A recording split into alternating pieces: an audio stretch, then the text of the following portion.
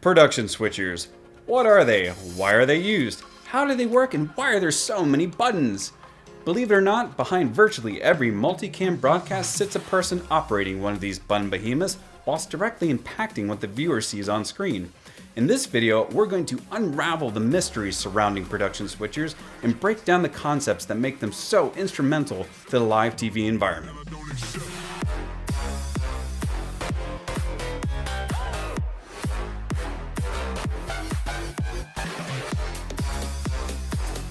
Hey everyone, this is Ryan Corcoran with Broadcast Buddy TV, the all-around go-to channel for all things broadcast television. And on this channel, it's our goal to equip you with the tips, tricks, and know-hows to help make you a better broadcaster. So if you're new to the channel, please consider subscribing and hit that bell icon so you never miss an upload. With that being said, let's get started.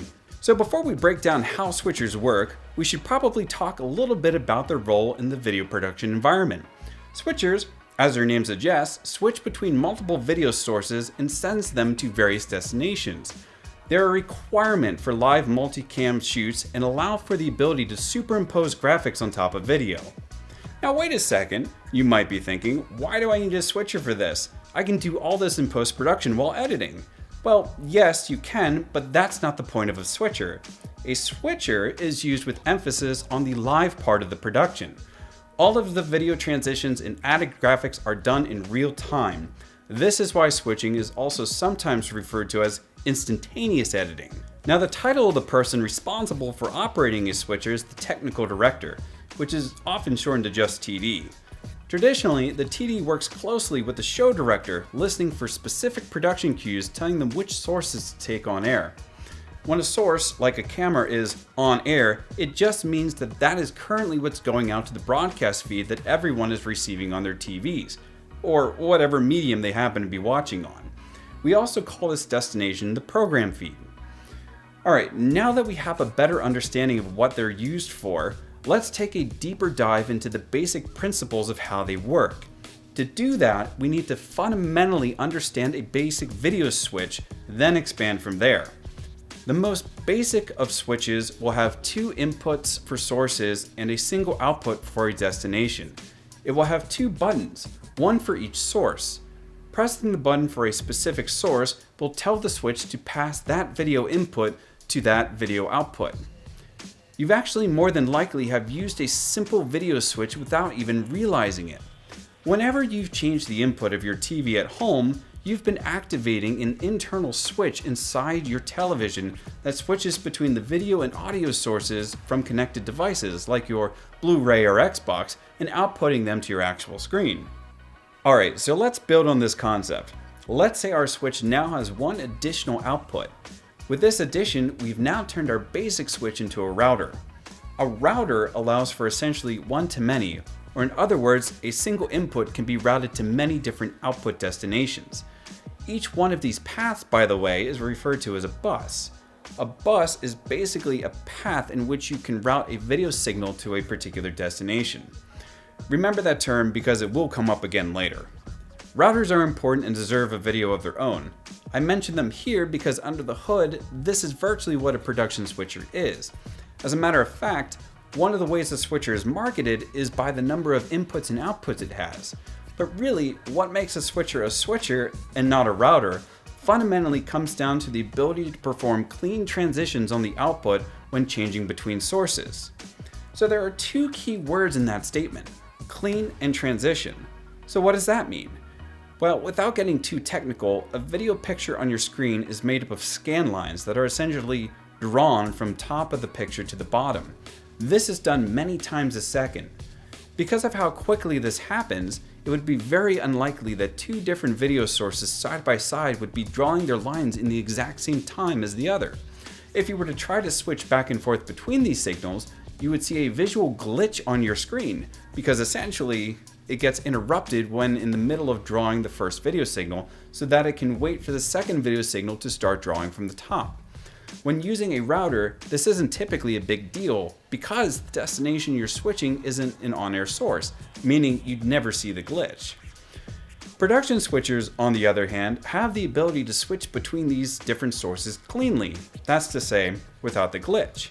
This is done with the introduction of an additional signal called reference, which essentially makes all the other video signals draw their picture at the exact same time in unison. It gets a little bit more complicated than this, but don't worry, I'll make future videos going more in depth into these concepts, like video signals and reference. For now, we'll just keep them basic. So that's the clean part, but what about the transition part? Well, now that we have our video sources in time with each other, we can now do more advanced transitions such as frame-accurate cuts, dissolves, wipes, and digital video effects when changing a source to a destination. So how does a switcher implement such a powerful feature? Well, in order to utilize transitions properly, we're going to need to add another video bus to our switcher. You see, in order for us to transition to something, we need to be able to pre-select a source before we initiate the transition. This is where your switcher's ability to preset comes in. By adding a preset bus, we now have a look-ahead area that we can pre-select a source. Then, when we are ready, we can initiate the transition we choose. This transition will happen on what is called the background bus of the switcher. Upon initiating the transition, the background bus will change to what was on the preview bus, and the preview bus will change to what was on the background bus, creating a source swap between buses after the transition has completed. To which there are typically 3 ways a transition can be initiated on a switcher. In the transition area, you'll find a cut button. This will perform a frame-accurate cut between the preset video to the background output, replacing the current program output with the preset video. The automatic button performs the transition type selected for a predetermined duration. And the fader bar, which will essentially do the same thing as the auto button, except the timing will be manually controlled based on how long you physically take to move the position of the fader bar from its current position to the opposite side. You could also perform a cut directly on the background bus if you wanted to skip the formalities of using the preset bus and the cut button. Though we call this hot punching in the industry because there is an added level of risk by directly changing what's on the line without using the preset bus and not previewing your source first. So that is how the transition is performed. But clean transitions aren't the only thing switchers have going for them. They also have the ability to superimpose additional video layers on top of the background bus, changing the output from a static video source to a composite of multiple sources. Think about your typical newscast. You see your local news anchor sitting at the desk, and all of a sudden a picture of what they're talking about appears over their shoulder. This over-the-shoulder graphic appearing on screen is actually thanks, in part, by the TD who has just added this video layer on top of the camera layer. This process can be achieved by using components on the switcher known as keyers. A keyer is actually its own destination within the switcher. Therefore, any input source can be routed to it.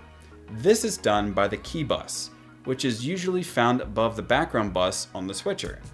The TD assigns a video source to it, such as an external graphics system, and then can superimpose this video layer over top of the background bus, allowing them to create the previous mentioned effects. Keyers can be usually added by cuts and dissolves, and in some cases, wipe and digital video transitions. Most switchers these days have multiple keyers, which just allow for multiple superimpositions to make for a more complex final composite.